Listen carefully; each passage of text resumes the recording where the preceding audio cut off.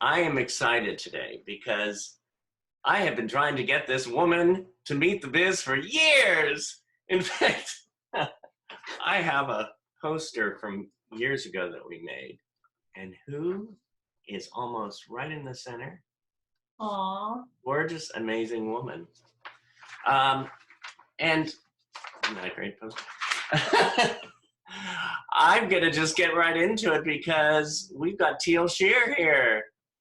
Hi. I'm so happy to be here. Oh, I'm so glad you're here. I think it's so funny that it took the pandemic, to get this. We could have done this before, you know? Right. I know. Because I'm not physically in LA anymore. No, which is amazing. So it's we've been trying to maybe if I was going to visit, come and drop in on a class, but it just never works out. And I've been putting this off for a while. You've been, say that again? I've been putting this off for a while, doing it online. And it's great. I've been watching them and they're great. Oh, thank you. Yeah. It's fun. It's fun. It's family. Yeah, and it's just a way to connect with people right now with everything that's going on and just, yeah. How have you been? And so you're where now? Seattle. Oh, Seattle. Nobody knows where I am. I thought it was I was in Nashville. You were in Nashville. So after LA was Nashville. Okay. And then we moved to Seattle 3 years ago. Okay. Yeah. Okay. Well, that makes some sense. Yeah. Yeah. I loved Seattle. My brother used to live up in Federal Way. Oh, yeah. Not anymore. Say that again? No, I said not anymore. Oh, okay. You know, like Inspector Clouseau used to say. So now you grew up in Tennessee. Yes, from 4th grade on. My dad was in the Navy, so we moved around a lot when I was little. But from 4th grade on, I lived in Lenoir City, Tennessee, a small town right outside of Knoxville, Tennessee. Mm-hmm. And when did you first know that you wanted to be in show business? Well, I had always liked performing. I was a cheerleader. So I liked that. I liked being in front of people. I liked that attention. And then when I was 14 years old, I was in a car accident and broke my back. And I am a paraplegic. I use a wheelchair. And so I had just started my freshman year of high school. I had just made the junior varsity cheerleading team. And then this happened. Right. And then I really didn't start performing or, acting again until college. And I went to college in Atlanta, Georgia, at Oglethorpe University. And I thought that I wanted to go into broadcast journalism. And as part of that major, I took a theater class. Right. And just fell in love, and it was game over. And so then I double majored also in theater and have been doing acting, pretty much nonstop from that. And not just acting, also working behind the scenes, producing, stage managing, anything. And then also during college at the same time, I started dancing with a professionally integrated dance company, Full Radius Dance. Full Radius? Yes. So it was all at once. I move away from home. I'm in Atlanta. I'm at college. I start doing theater, and then I start dancing, and then that kind of became, my world. Wow, this is great. And when did you move to LA, or what brought you to LA? Yeah, I moved to LA in 2005. After I graduated from college, I got an agent in Atlanta. Nice. And started auditioning. And I booked an HBO film called Warm Springs. Was that Kenneth Branagh? Yes. And so I was hired as one of the local actors. They brought a bunch of the actors in from LA and all over, but they hired locally for some of the parts. So I booked that. And that gave me my Screen Actors Guild card. And I also met all of these wonderful people on set. And I also was an advisor to Kenneth Branagh because he was playing FDR, who has polio and is paralyzed. So we got together and we met one day at a pool, indoor pool. So I showed him how you swim with just the use of your upper body, and also how to walk with braces on your legs. So it was like, that was, yeah. And I met some LA, some of the people I met on the film, actors, as well as the producer and the writer of the film, I'm still friends with today. Okay. Yeah. I love it how, you might plan to be an actor, which you are, but Yeah. you also have branched out into so much. I mean, training Kenneth Branagh, and then, excuse me for this. Okay. Oh, I always have to turn this off beforehand. Oh, it's Performing Arts Studio West checking in. We have a little group on Performing Arts Studio West that people say, "How is everyone?" And we're checking. Oh, that's nice. Yeah. Good. It's nice to check in. So Totally. I'll check in after the interview. But yeah, you really you have done so much. One of the things that I remembered when I wanted you years ago is you created your own show, My Gimpy Life. Yeah. How does somebody accomplish that, and how did you accomplish all that you wanted in that show? Oh, wow. So, as we all know, being an actor is hard. And a lot of the times we feel like we don't have much control. So it all kind of started when Danny Murphy, he was doing a play, History of Bowling. And I love that play. I know. And I found out he was doing that play, and I just like to be involved in things. I like to connect with people and just be involved. So I said, "Can I help you produce that play? You need help, right? Producing it." And he was like, "Oh yeah." So I just started helping him put the pieces together. And while he did the play, I worked box office. We helped raise money. I helped in every way I could with that. And then after that, I started producing more shows with him and Coffee Stalking. Well, one of my favorite plays, Virginia Woolf, right? Yes. And I saw that one. It was a great production of it. Yeah, so it's that. I find like that I'm my best self, or I'm the happiest when I'm creating and when I'm collaborating with other people. And so that kind of like, that was my introduction to producing and creating something, and I loved it.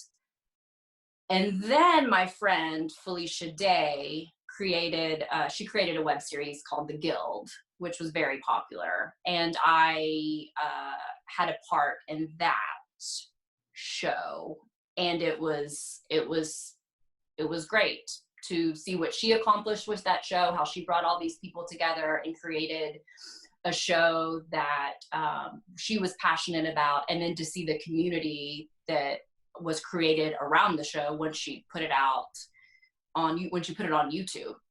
So that was inspiring to me, and I was like, well, I should do that. I have stories to tell. I have a unique perspective, one that, as we all know, is a perspective we don't often see represented. And so yeah, that's kind of how it all started. And then you went in and you wrote. You wrote the show, right? No, I didn't write. A writer named Gabe Yor, we collaborated together, because even though I am writing more now, at that time I didn't consider myself a writer. And he had written TV and scripts, and so he kind of knew that format, and so we worked together. Right. And he well, what's so good too is that you knew that you wanted to create this show, but you knew that you needed to collaborate. You knew that yes. You needed another writer. You needed other people around you. Yeah, I needed people who knew more than me in different areas. And because of working on the guild, I had met a lot of those people, and a lot of those people we brought over to work on my Gimpy life. That was such a good web series. I Thank loved you. it. And it had 2 seasons, right? Yes. Yes. Do you ever want to go back and do a 3rd season, or are you just like, no, I want to move forward? Yeah, it's a hard thing. It's like I'd love to do more. I mean, it's like with anything, you need the money. It's a lot of work. And I feel like I did 2 seasons of it. We'll see. Right. We'll see where things go. But I do miss it. Right. I'm thinking of what hit me in my head now when I first got to LA. One of my side jobs was craft service on John Favreau's television show. And he did that for, I think, 4 years or 4 seasons, maybe 4.5. It was interesting, the last season.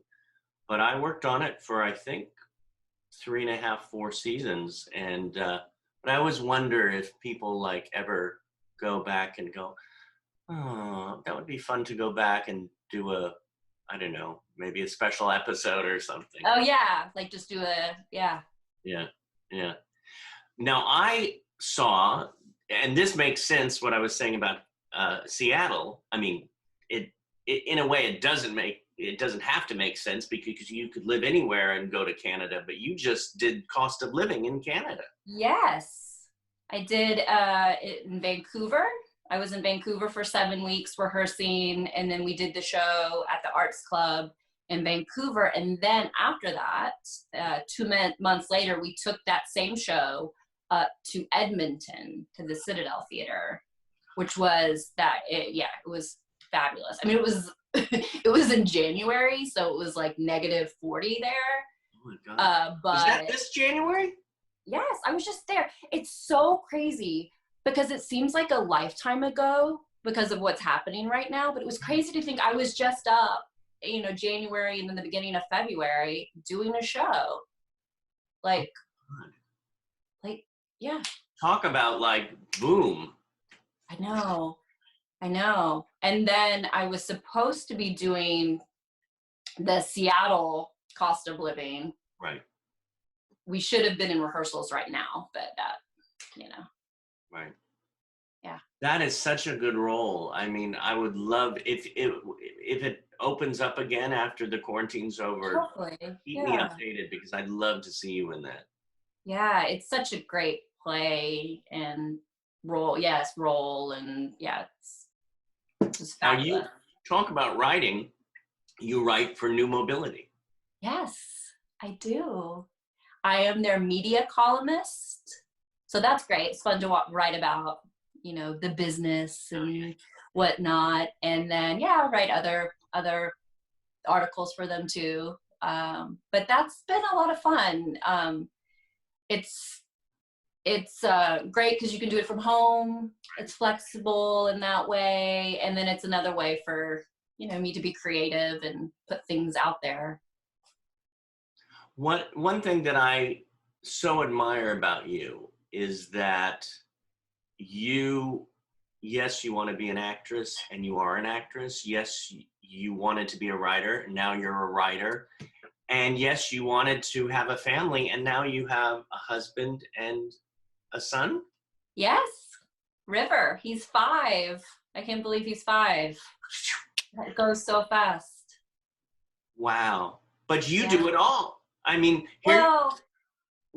Yeah. I mean, I do it all, but it is like, it's hard. I mean, like people talk a lot about how do you balance it all? It's definitely like, I don't feel like you can really balance it. It's like when I was in Canada doing the show, I was in Canada doing the show. Like I left home and was away. And yes, when I was in Vancouver, my husband and son came to visit a couple times, but that was hard, on my family. And then, so you just, when I'm home with my son, I try just to focus on him. Right.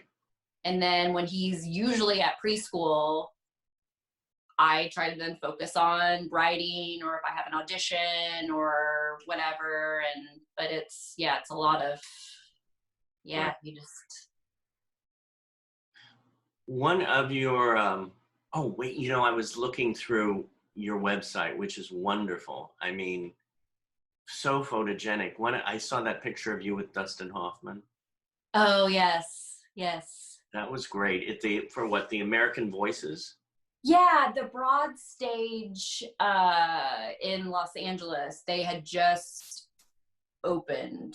Mm-hmm. And it was their inaugural show called American Voices. And the producer, I think, found me online through my website. They were just looking for a diverse cast, and I guess they decided they needed somebody with a disability, and they Googled it, and somehow I came up. Mm. And it was so random. I mean, this just shows you how crazy this business is. Yeah. I'm just like at my apartment, and then all of a sudden I get a call from this lady saying, I'm a producer for the show, this play, American Voices. Dustin Hoffman is directing it, and he's going to be in it. He'd like to meet with you. Can you come to his office today? And I'm like, what? Sure. So like, Dustin directed it? Yes. Oh, great. So next thing I know, a couple hours later, I'm driving into, I think Brentwood is to his office in this high rise. And then I'm waiting in the waiting room, and they give me some things. And then I'm in the office with him. Oh my God. Reading with him. And then it seems like it's going well. I don't know. And then I leave, and then I don't hear anything. Yeah. And then I think a week later, they're like, oh yes, you got it. And then it's like, I get there, and there's like Annette Bening is in it, James Cromwell, Rosario Dawson, Richard Schiff. And I'm kind of like, what am I doing here? What is happening? Well, because you were one of them. You are one of them. I think it was just because they just wanted somebody with a disability. So that's how I got, that got me in the door, I guess. And then I guess it's just because they found my website. Yeah, but you were good enough to get the role. Yeah. Yeah, sure. Just often hanging out there. I met him on the set of the Fockers, and I grew up loving him. So whenever I think of his name or think of when I met him, he was so gracious and open. I remember being on the set and was watching the playback, and all of a sudden somebody tapped me on the shoulder, grabbed my hand, and said, "Good shit, man, good shit." Yeah, I love that. I turned, and it's Dustin Hoffman, and I was going, okay, I can go now. I can leave, the planet. But yeah, I love seeing that picture because it radiates. And then I saw you worked with Will Wheaton, who I'm. Oh yes, on the Guild. Yeah. That was great. Because the Guild is about a group of online gamers who play World of Warcraft, but then they decide to meet in person. And so we're in season 3, we're their nemesis. So we're another guild of online gamers, but we're the evil Axis of Anarchy Guild. And so that was fun. That was fun to do. Yeah. And I was watching your wonderful demo reel and seeing what I think your latest work on NCIS. Mm-hmm. Yeah, NCIS New Orleans. Your character was so I love it. It was powerful. It was and LeVar Burton directed that, huh? Yes, and Daryl Chill Mitchell, who is a regular on the show. And then Catherine Beatty, who wrote the episode and is a writer on the show. She is a wheelchair user. She has CP. So it's kind of surreal being on that set because you have the writer, producer who's in a wheelchair, Right. You have Daryl, who's a wheelchair user. They had hired a lot of the extras, were chair users. So it was just like almost like, wow, like we're all here and this is Right. And this is cool. Kurt Yeager Yeah. was on that, wasn't he? On that episode. Say that again. Kurt Yeager, was he? Oh yes, yes. How did I? Yes, No, yes, no, yes, no. yes. Yeah, I don't know how I just like. Yeah, Kurt Yeager was the series lead, like in that episode. Yeah, he was so good. So that was just surreal to kind of be like, oh wow, like With we're on a network show and disability is present, and like, yeah. Wow. Well, I really love too that even on your website you say in your main focus is for the inclusion of performers with disabilities, and it's your biggest passion. Mm-hmm. Yeah. And that's what you define passion. Yeah, yeah. But I feel like that's it's definitely your passion too, and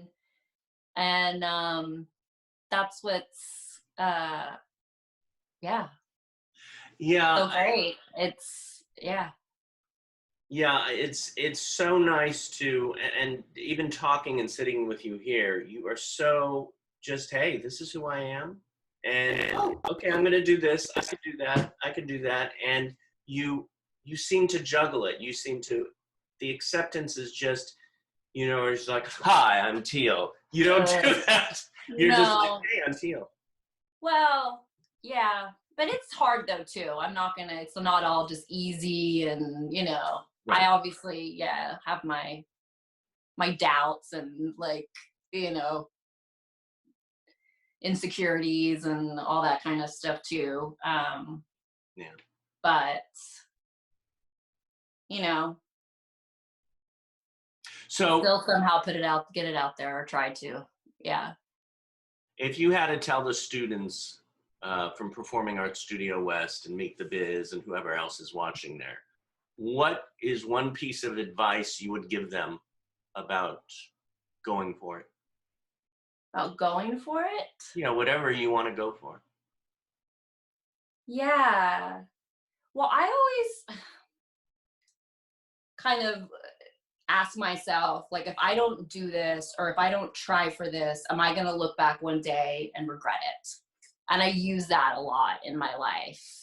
And so I think about that. Like, am I going to one day look back on my life and be like, Teal, why didn't you try to, do My Gimpy Life? Or why didn't you try to produce that play? Or why didn't you write that article or whatever? So I think about that, because like, what do you have to lose? I mean, so that's, I guess, one piece of advice. I don't know. There's so much. I don't know if it's because I've gotten older, or if it's just through what we're going through right now. But I keep reflecting back on like, my life, or when I first started acting, and I find myself doing that. Like, I wish I knew what I knew now then. Yeah. Do you do that? It's like, oh yeah.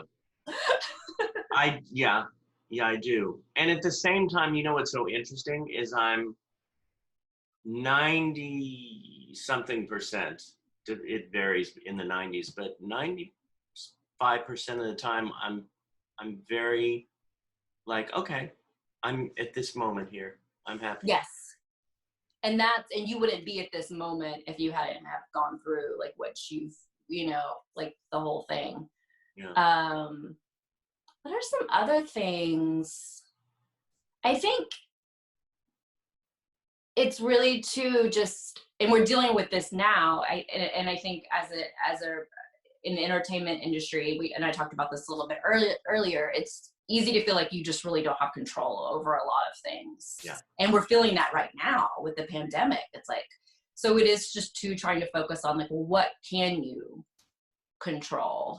And whether that's your training or building a community of people, so you have a support group and you have, just your safe haven of people that you can turn to, whether it's creating something, whether it's like whatever. It's like, so just trying to focus on that and what brings you joy, and just knowing that, like, this career, it's like a marathon, you know. It's not, we're in it, it's not just, things aren't just gonna happen and then, you know, it's and nothing happens when you want it to.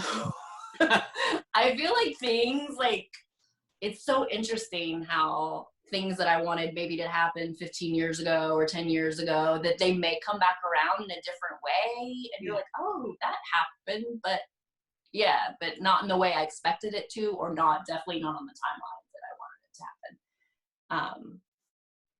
Yeah. Thank you, Teal. You're welcome. I can now say we now have had every one of these on our show, including this woman, which is right. Yay.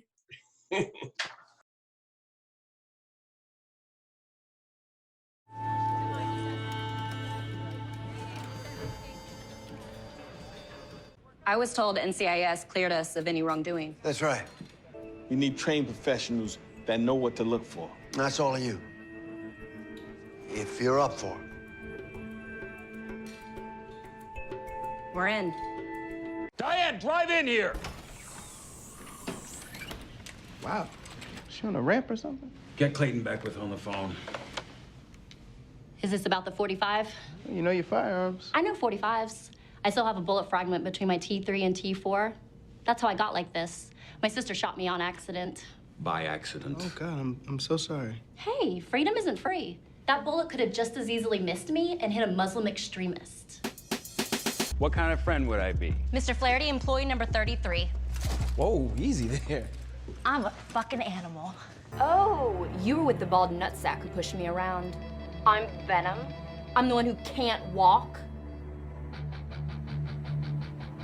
God, I hate you guys. There isn't a natural disaster big enough to kill all the people I hate, including all of you. Hey! Stop pushing me! What? Hey! Oh my God, help! Help! Control your speed, woman! Sir, this man just assaulted me. He almost pushed me out into traffic. I did nothing of the kind. Venom's a teacher? Art. I like to give kids an outlet for their hate and misery. Tink, are you seriously okay with this? She's not here. And I'd rather take a bath with a toaster than listen to this. And action! Literally, no job is too rough or too delicate. And squid action! Even when... Ow! Ow! Ow! Even when crime gets mean, there's nothing to hope, so... can't clean.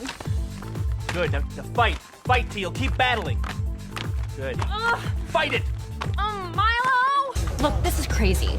We're not enemies, and I bet we have a lot more in common besides our names. Like what? Besides the fact that you're trying to steal my acting gig. I just think that we may have a similar perspective. You don't know me. I'm not saying that I know what it's like to be you, but look around. We're both sniffing butts and we can't get served. Well, you know what, bitch? You're about to get served. Crap. Are we about to have a dance-off? Oh, sorry. Oh, excuse me. Oh, yes, sir. Excuse me. Sorry, I'm late. That's okay. I'm glad you can make it. Amy's told me a lot of really great stuff about you. Same. Although she didn't say much other than you're super cute. Blush. Well, I'm a performer too. You are? I'm a juggler. I juggle. Oh, where did you learn that? Well, I grew up in Alabama, and I did gymnastics, and I trained with a professional juggler there. And that's actually